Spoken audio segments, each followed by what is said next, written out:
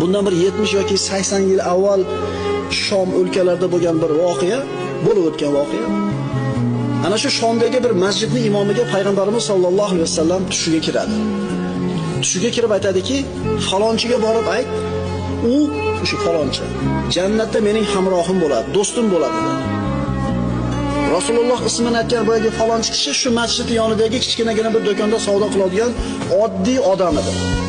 Bu haligi avf qilish, kechirib qo'yish, aybini yopib qo'yishlik masalasiga taalluqli bir amaliy misol. Imom Rasululloh tushida aytgan boyagi kishini uyini topib bordi, eshigini qoqdi. Haligi odam chiqdi. Birodar dedi, menda sizga Rasulullohdan bir bashorat bor dedi. Shu asrimizda bo'layotgan narsa.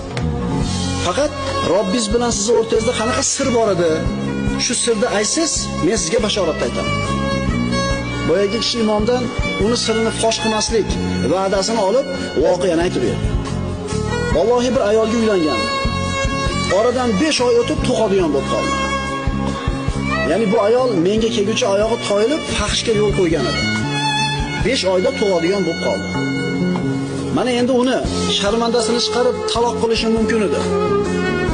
Ammo Alloh taolo uni meni qo'lim bilan isloh qilishini xohladi. Chunki haqiqiy tavba qilganini tushungan edi. Doyan olib keldim, bola tug'ildi.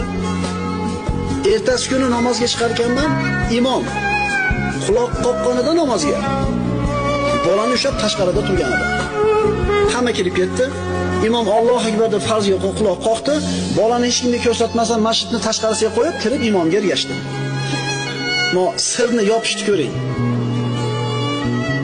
Namoz o'qib bo'lganimizdan keyin bola yig'lashni boshladi. Hamma yig'ilib atrofida jamlanib ketdi. Kim ekan? Men ham hech narsani bilmagandek bordim. Nima ekan bu deb so'rasam, qara, birov bolani tashlab ketib shu yerga dedi. Menga beringlar shuni dedi. Menga beringlar, men boqib olamiz buni dedi. Ko'tarib olib borib, onasini qo'liga topshirdi.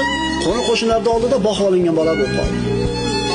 Mana shu qilgan ishi uchun, mana shu aybini yopib qo'yganligi uchun, sharmanda qilmasdan avf qilib qo'yganligi uchun Rasululloh tushiga kirib, falonchiga ayt, jannatdagi mening rafiqim bo'ladi. Bu sahoba emas bu, tobiin emas bu.